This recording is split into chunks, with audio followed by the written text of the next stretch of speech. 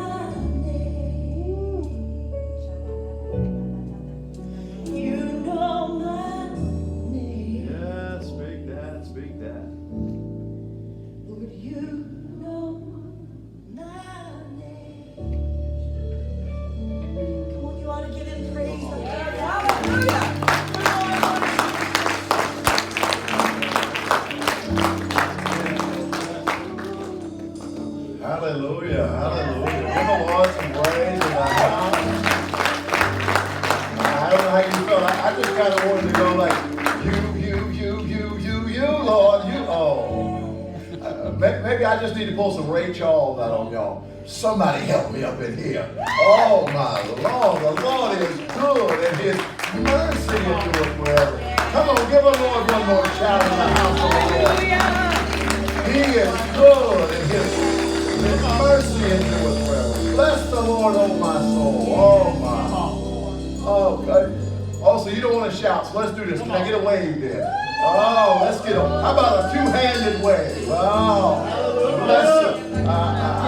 You should probably pull a hokey pokey and put your foot in and put your other foot out and just give the Lord a praise up in the house. Because the Lord is good. Lord is good. Oh, I got to spin itself around in the back. Hallelujah. Oh, the Lord's presence is here. Oh, where his presence is, things begin to change. Situations are moved. Diseases and demons are put aside. I know you're able, Lord. I know you're able. Come on, come on, come on. Come on, come on. Come on. Come on. Come on, get your hands. Come on, give it praise. Come on. Hey, come on, come on. Your praise will never be on my lips. Never be on my lips. Your praise will never be on my lips. Your praise will never be on my lips. Never be on my lips. Your praise will never be on my lips. You will be praised. You will be praised. Angels and saints, we sing worthy are you, Lord. You will be praised. You will be praised. With angels and saints, we sing worthy are you, Lord. You will be praised. You will be praised. Angels and saints, we sing worthy are you, Lord. Worthy are you, Lord. Worthy are you, Lord.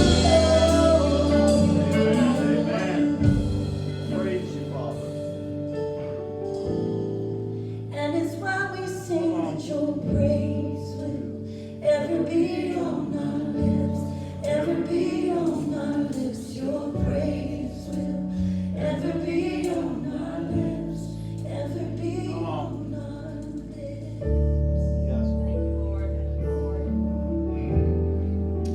Hallelujah, the Lord is worthy to be praised. I'm going to date myself a little bit. Here it is. We used to have the old pitcher pump. Does that help you any? And so the old pump, you had to pump it, right? But in order to, often before you could get water out, you had to pour water in. Come on. Yes.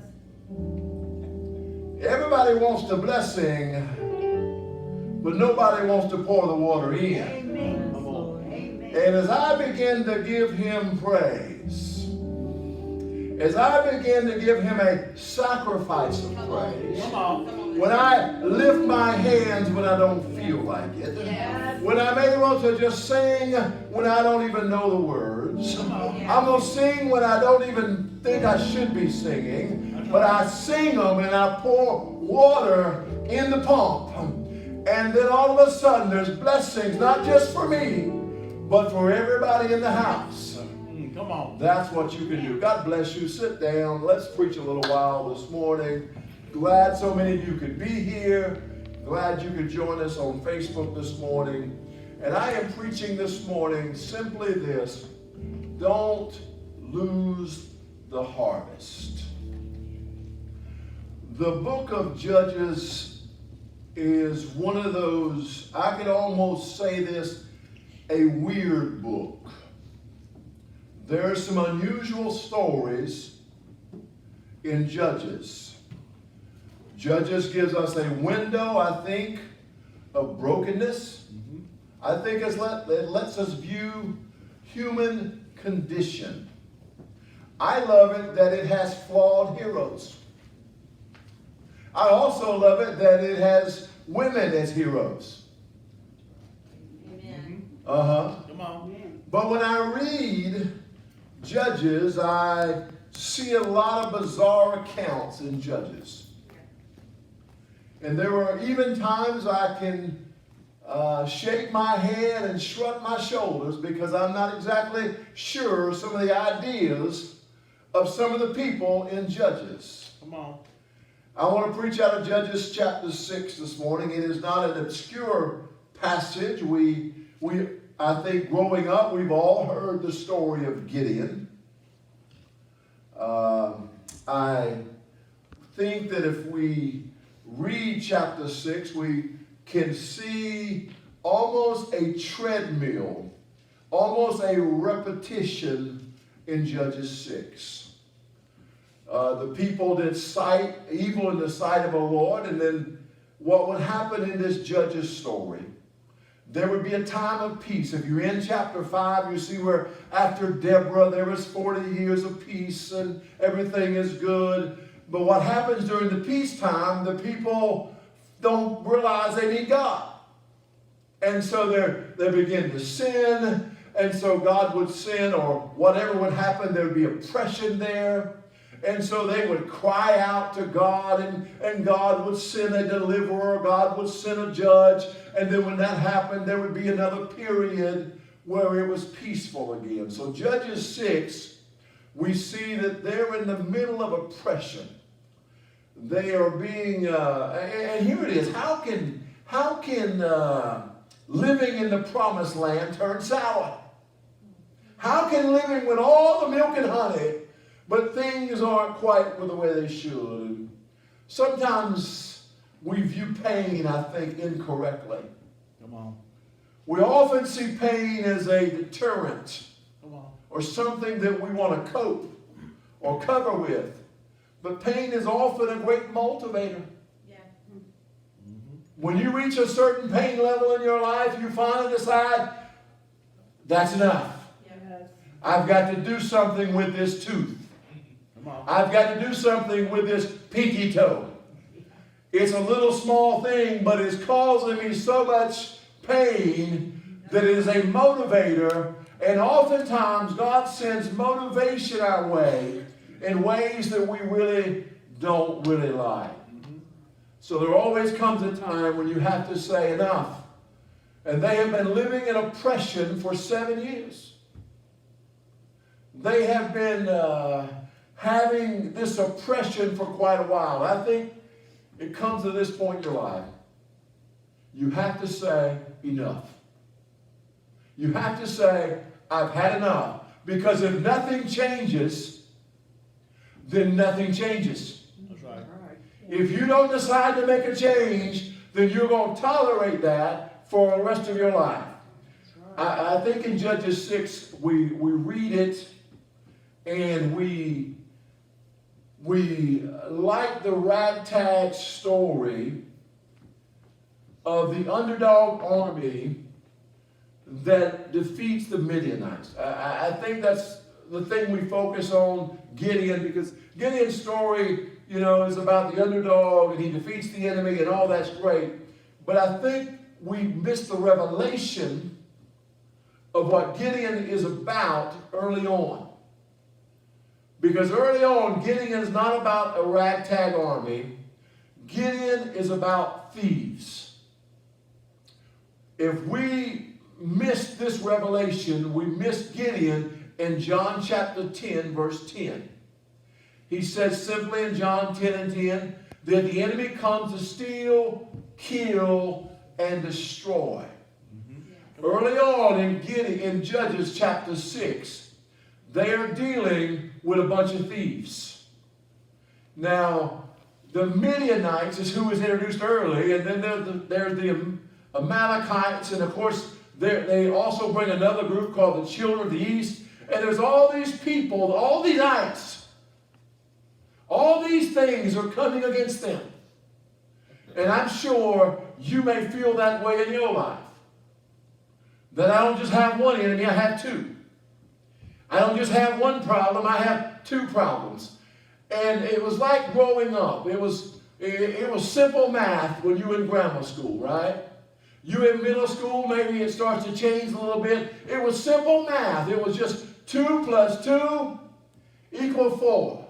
Easy math. And as you progress in school, now they start introducing math with letters. And now you have algebra. And then that's not enough. We need to give math with circles. And now we have geometry. Oh, that's not enough. Let's put letters on top of letters with letters. And now it's trigonometry. What happened to just simple math? And that is like problems in your life. When you do not deal with certain things, those problems multiply and they grow and they get bigger.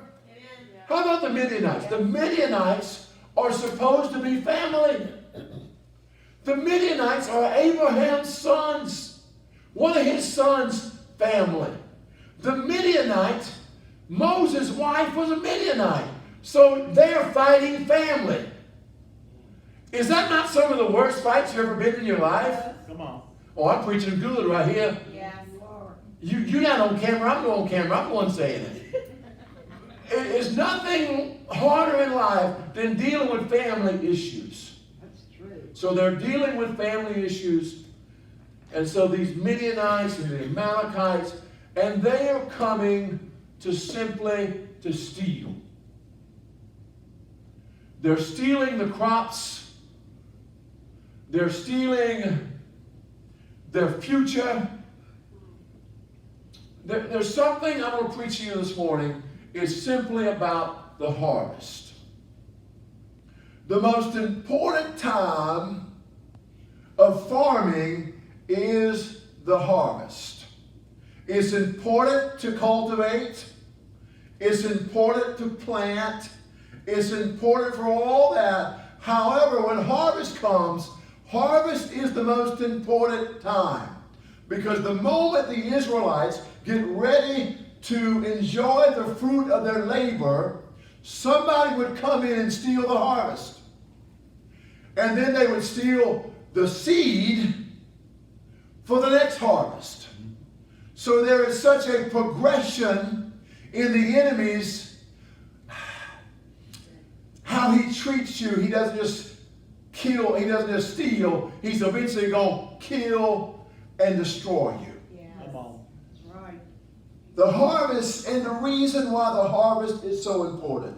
I remember growing up, the harvest time would come, and it didn't matter if you said, Dad, oh, by the way, Dad, I have a ball game tonight. It didn't matter if you was in the ball game mode. Harvest time was more important than the... I'm preaching good here. Come on. You could say, Dad, my favorite TV show is coming. This is long before you record anything. Dad, my favorite TV show is coming on TV. It didn't matter what was coming on TV. The most important thing was you was picking them butter beans. Come on. It was time to get the corn in. It was time to get into peas. And it seemed like we was harvesting every week. And Daddy always planted everything that it would harvest during the summer. Come on. When we was off from school, that was the harvest time. You could have said, Dad, I'm whittling. Son, I don't care what you're whittling. I don't care if you're the greatest whittler in the world. It's time for harvest. And I'll tell you, church, that is something we should be speaking in our churches today, that it is time for harvest. It is the most important time of any time. Come on. So what's so big about harvest? If you look in the book of Ruth, when Ruth and Naomi come back to Bethlehem, realize the timing that the Lord has.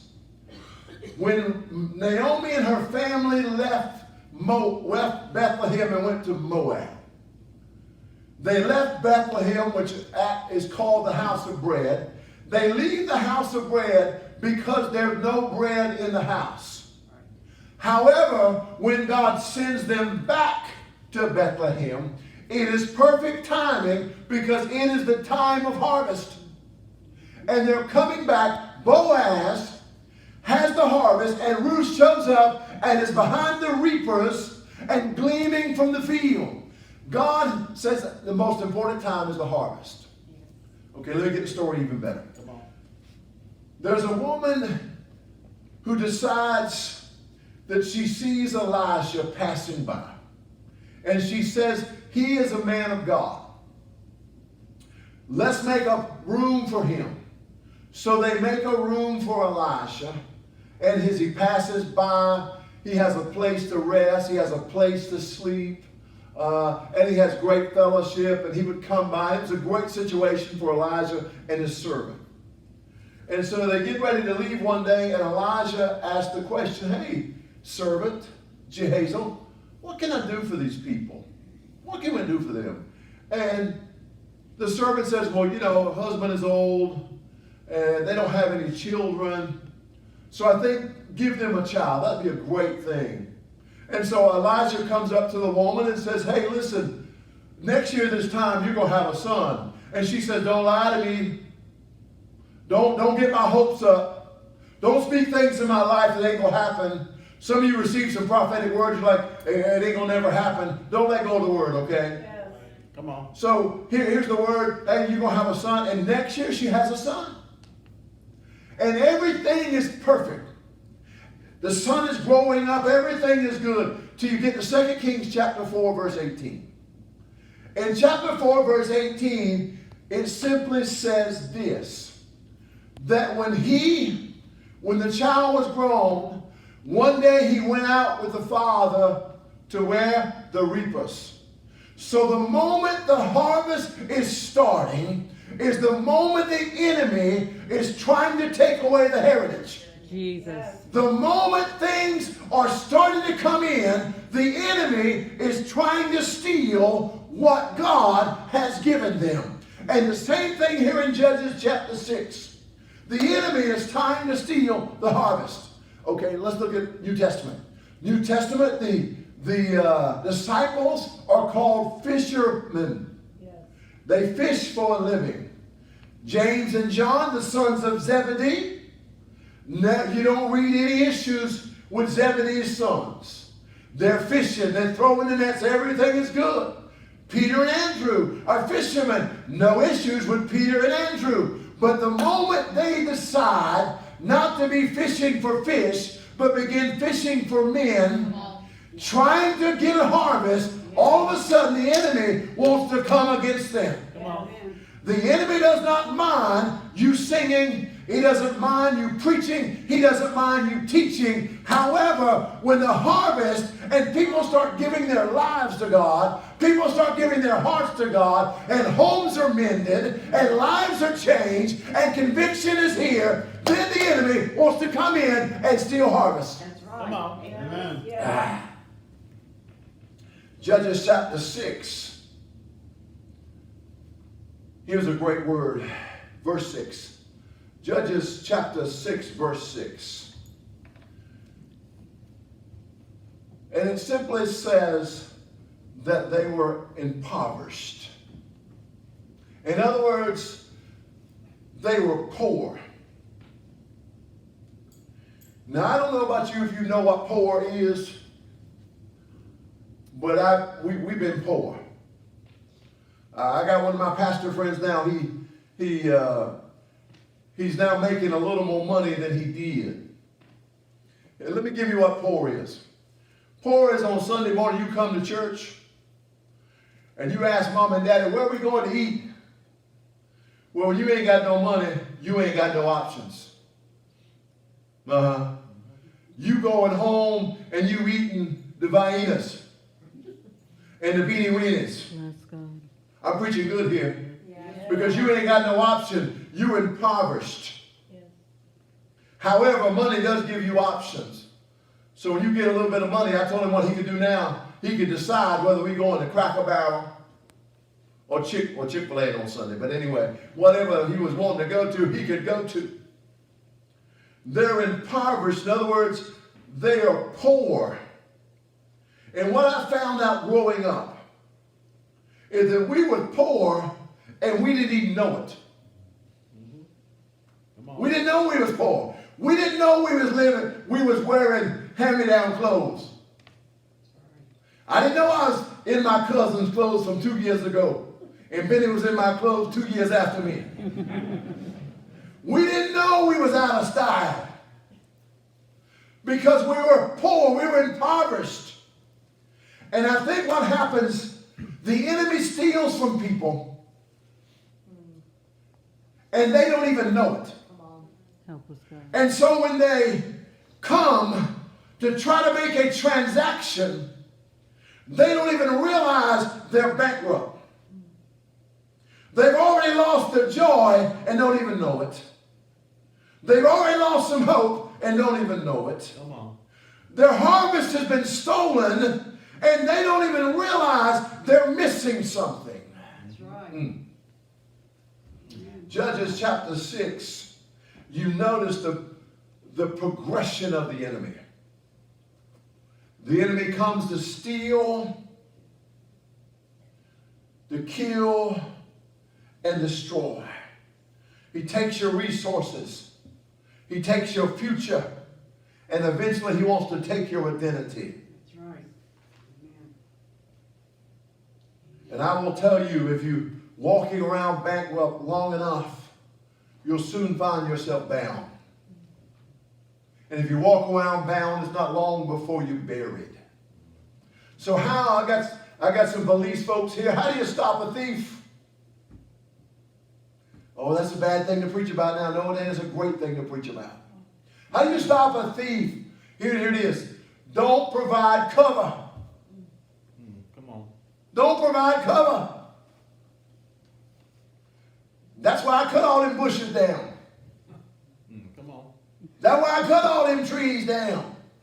You can't give the enemy cover. I always say this, shine light on the enemy. Come on. Yes. Yes, I'm Hebrews chapter 12, verse 2. Looking unto Jesus, the author and the finisher of my faith. I got one eye on Jesus, but I also got some kind of eye on where the enemy's at. You ain't going to slip up. I'm not going to have cover. Come on. Here's another thing. You want to stop some thieves? Find a good neighbor and be a good neighbor. That's right. Amen. Amen. Now this is where people don't like it.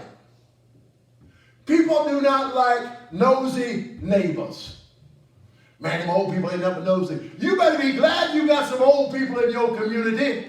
They'll keep an eye on your stuff. Come on. You get church people. Oh, them old church people, they just nosy. No, we're trying to help you. That's right. Amen. Yes. I'm happy for some nosy church folks. Yes. I think you should take inventory. How do you know when the thief comes to steal if you don't know what you got? And here come the popo and they want to ask you, hey, what did you get? I had some, yeah. I don't want, baby, what was that we had over there? You better take an inventory of what you got. You need to know how much joy you got. Come on. All right. Amen. So when my joy starts dropping, it's kind of like your oil stick on your car. How about pull out the joystick and say, yeah, I'm a quart low, or I need to get my joy changed. Oh, yeah. Come on. I'm preaching good now. Come on. You are. Good. Take inventory. It said in verse 5 of that chapter that there's so many of them. They're like locusts. And if you don't do anything, it's not going to change. They're living in the promised land below the promise. Can I give you this? Let me finish this in verse 6. Verse 6, it simply says this, and they cried out. Verse 7, it says the same thing, and they cried out. I think that cry out is for help, but I think that cry out is also for change. Come on. There are some things you just have to dare people to do. I dare you to change. I got my nephew. gosh, I call him little nephew, but he's bigger than I am. You know, he's 6'5", his foot's bigger, and so he's bigger than me, and so I have to challenge him to do things. So he doesn't have a palate, and so I'm trying to get him to eat some things that he normally wouldn't eat. So I've carried him to different places and had spices in. Am I preaching all right? Come on. In their food, and I'm like, the only way I can get him to do it, Scott, is challenge him. I dare you to eat this. I don't think you'll eat it. And so he says, I'm going to show you, and he does it. I don't know how he felt afterwards, but he did it. Sometimes I think you have to dare yourself to do some things. You have to require yourself. I'm not going to take this anymore. I'm not going to accept this anymore. This is enough. This has went on for 7 years. I bet after year 1, here it is. Year 1, here comes the Midianites, the Amalekites, and they all come in. Well, next year we ain't putting up with that. You ever had something happen in your life and it was negative and you're like, next time I ain't dealing with that. Next time I'm going to tell him a piece of my mind. Next time, and the next time you're like, well, next time I ain't doing that no more. And it's the next time, and it's the next time, and before you know it, it's 7 years, and you got all these enemies. There comes a time when you have to say, that's enough. Amen. Can I give you this? I'm going to cross the line. Everybody's happy to come to church. Everybody's happy to sing a little bit and shout a little bit. But can you cross the line from half in and half out? Yes. See, God don't want people half in and half out. He wants them all in. Right. I ain't going to say he wants them all out. He wants them all in. It's not time to be half up and half down, half baked and half whatever. It's time to cross the line. I didn't know it was going to rhyme, but it sounds good.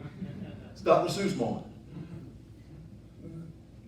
There comes a point in Elijah's life, in 1 Kings chapter 17, he has to decide whether or not he's going to step. He's at the mountain. There's all these priests, and he's got to decide whether he's going to stand. He makes a stand. Either he's going to die on the mountain or fire's going to fall. David runs towards Goliath in 1 Samuel 17. Either he's going to kill Goliath or he's going to be killed by Goliath. There comes a time in your life when you have to decide, what are you going to do? Am I going to move? Am I going to let them keep stealing the harvest? Now, one thing I love about Gideon, if you read the story, Gideon is threshing wheat in the threshing floor. In other words, at least he's reaping some of what he's sowing. Even though he's not on the threshing floor, I said threshing floor, he's on the wine press. But there comes a time when you have to decide, am I going to keep doing this? Am I going to keep taking this? And I've come to the point in my life this. I'm tired of the enemy stealing our harvest. Amen. Come on. Amen. I've been here 11 years. Yeah, I know it seems longer, but that's just for me. I've been here 11 years. Some of you can tell me in your 11 years that we've lost some harvest. People that used to sit around you don't sit around you no more. They're not here. We've lost some harvest. People that used to teach no longer teach. We've lost the harvest. Don't you think there comes a time when it says, hey, that's enough. Let's don't lose any more of our harvest. How about our children? We have raised these children from the very beginning. Some of them were in the little cradle moment, and we brought them in. And then they growed up, and they got married, and they have children. And now we don't have the harvest anymore. We've lost it. I can remember Daddy sending us out early on before the harvest. He would send us out to the fields, and he would give us a hoe. If you know what a hoe is, it's got a long handle and a little piece of metal, and you walk the row, and you was hoeing. And there were some times that when you were chopping this grass out, there were times that wasn't enough. You had to get down low on your knees and start pulling some grass out. Come on. You'll be pulling some cucumbers out. You'll be pulling some coffee weed out. You'll be pulling some pig weed out. Whatever it was, you had to pull it out because that plant was important. And I'm telling you, we have done that in this church. We've seen some plants grow. Youth leader, you've done that. You've done that. You've seen that. And all of a sudden they get up and it comes time for harvest and the enemy comes in wanting to steal it. Yes. And I'm ready to take back what he stole from us. Amen. I'm in 1 Samuel chapter 30, verse 8, where it simply says this. David said, what should I do? They stole all my stuff. Come on. He says this. He said, I want you to pursue and overtake them, and you will recover all. Praise the Lord. Praise the Lord. I'm tired of losing the harvest. Our children, our families, our friends. Lord, we don't want to lose any more of the harvest. All right, brother. Amen. I'm tired of celebrating. I just survived. Well, I made it through it. No, I don't want to make it through it. I want to take everybody with me when I go through it. Come on. As for me and my house, we will serve the Lord. You get to John chapter 4, there's a spot there when Jesus begins talking to the woman at the well. You know, he shouldn't have been going through there. You remember the story? He's not supposed to go through Samaria. His disciple says, don't go through there. He says, I need to go through. Because there's a moment there where there's a harvest there. See, sometimes harvest don't look like harvest to us. The disciples did not see a harvest, but Jesus saw a harvest. He gets in that chapter 4, and he talks to the woman. The woman don't look like a harvest because she's got 5 husbands, and the one she's living with is not hers.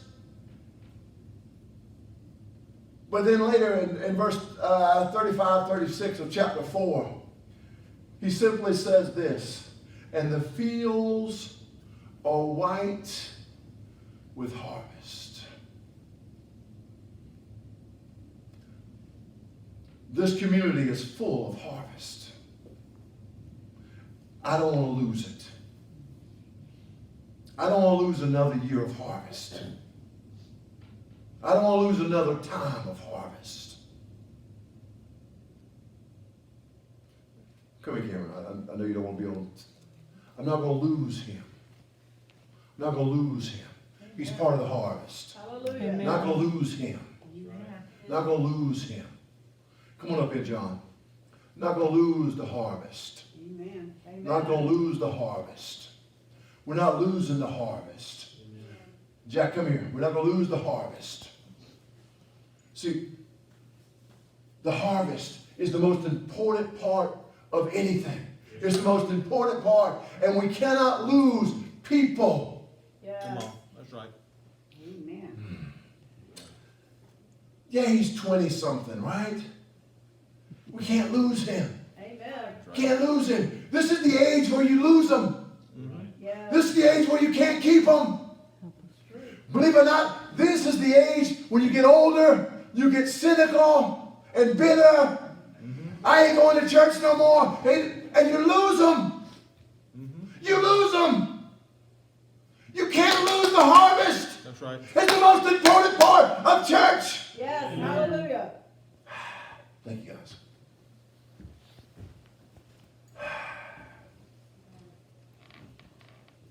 And if he steals the harvest, when it comes time to do what we need to do, then we won't have the resources to complete the assignment that he's given us. We need those resources to do things. You can do things that I can't. You can do things that I can't. You can do things. That's part of the resources. Part of the assignment is to keep the harvest. Yes. And then what happens? When you keep the harvest, the next year, you start planning the harvest. That's right. Because what the harvest gives you is seed for future. Amen. Amen. And if you don't have a harvest, you don't have a future. Yeah, that's right. Good preaching, brother. Bless the Lord. Bless the Lord. Lord, we're going to take back our inheritance. We're going to take back our children. Yes. We're going to take back our communities. We're going to take back our families. We're going to take back the presence of the Lord. As for me and my house, we will serve the Lord. Stand to your feet, church. Oh, blessed